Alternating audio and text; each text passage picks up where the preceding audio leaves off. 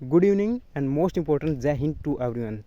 Students, जैसे कि भी हालात चलने लग रहे हैं, आप सभी को पता है कि भाई हरियाणा में भर्तियों का बुरा हाल हुआ पड़ा है कि भाई मुश्किल से तो केस सॉल्व हुआ है। एक भर्ती के चक्कर में इसके पीछे 50 केस हो जाते हैं। क्यों हो जाते हैं ये? इसमें कहीं ना कहीं किसकी कमी है? गवर्नमेंट की कमी है। सीधी सीधी किसकी कमी है कि भाई जिसके साथ इनजस्टिस होगा वो तो कोर्ट केस करेगा ही करेगा। अगर आपके साथ होगा वो तो आप भी करोगे। आप मेरी बात एक बार ध्यान से सुनना कि भाई जिसको कोई प्रॉब्लम है वो अपना सॉल्यूशन ढूंढेगा कि नहीं ढूंढेगा। आप ऐसा पॉलिसी आपके पास पावर है, आपके पास पूरी सरकार है, आपके पास पूरे IAS IPS ऑफिसर्स हैं, HCS ऑफिसर्स हैं। आप उनकी एक अच्छी सी मीटिंग करके एक अच्छी सी पॉलिसी नहीं बना सकते क्या, जिससे किसी के भी फंडामेंटल राइट्स का वोलेशन ना हो? कि आपके पास पूरे रिसोर्स हैं, फिर भी ये कमी पॉलिसी में कमी क्यों निकलती है? ये इसमें किसकी कमी है? इसमें सीधी सीधी किसकी कमी है? सिस्टम की कमी है। मैं तो सिस्टम की कमी मानता हूँ, क्योंकि ये मुश्किल से ये भर्तियों का जो केस है ये सोल्व हुआ है हाई कोर्ट के द्वारा। अभी फिर से जो हरियाणा गवर्नमेंट है वो फिर से इनको कोर्ट के अंदर ले जाने में लगी हुई है भर्तियों को।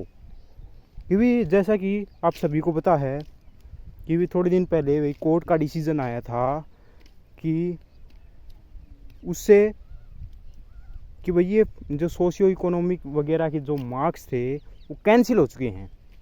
ठीक है। और सुनने में ये भी आया था कि जो C ग्रुप की जो ज्वाइनिंग हो चुकी है, जो 20 ग्रुप्स की, वो मैटर काफ़ी हाईलाइट हुआ पड़ा है कि भाई जो बच्चे लगे हुए हैं उनको दोबारा एग्ज़ाम देना पड़ेगा। यही है ना, यही आया था ना डिसीज़न।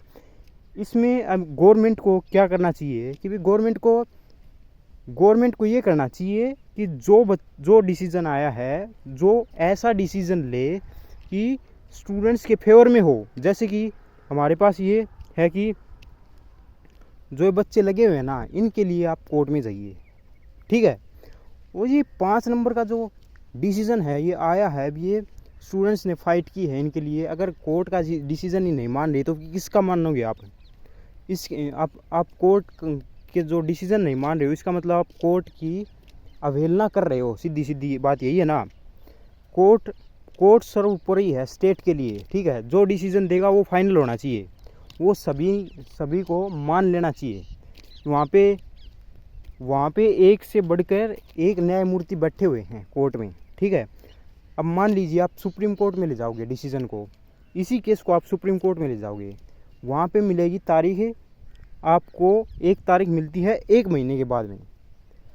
अगर बाई चांस मान लीजिए उस दिन वो तारीख के डिसीज़न नहीं हुआ या कुछ मीटिंग वगैरह नहीं हुई, तो फिर दूसरी तारीख मिलती है 1 या फिर 2 महीने के बाद सीधी।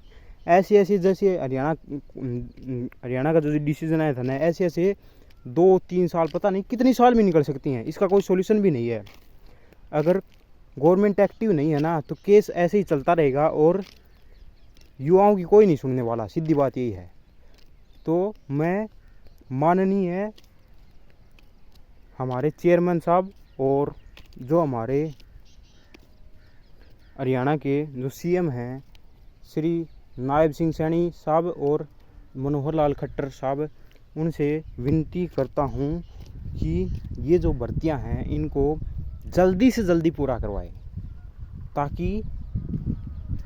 ताकि प्रोसेस आगे बढ़े मीन्स डेवलपमेंट आगे बढ़े, चलती रहे। अभी हरियाणा का डेवलपमेंट रुका हुआ है, पूरी इकोनॉमिक व्यवस्था रुकी हुई है। जो यूथ आगे ही नहीं बढ़ेगा तो फिर डेवलपमेंट कैसे होगा? कि वही जो स्टेट की या फिर कोई सेंटर की जो डेवलपमेंट है वो किस पर निर्भर करता है? वो यूथ का जो डेवलपमेंट है उसी पर तो निर्भर करता है। अगर उनका डेवलपमेंट ही नहीं होगा फिर देश आगे कैसे बढ़ेगा? बताओ आप। तो मैं आपसे कहना चाहता हूँ कि इनको भर्तियों को जल्दी से जल्दी डिसीज़न करके इनको अमल में लाया जाए, उन भर्तियों को पूरा किया जाए। Thank you so much.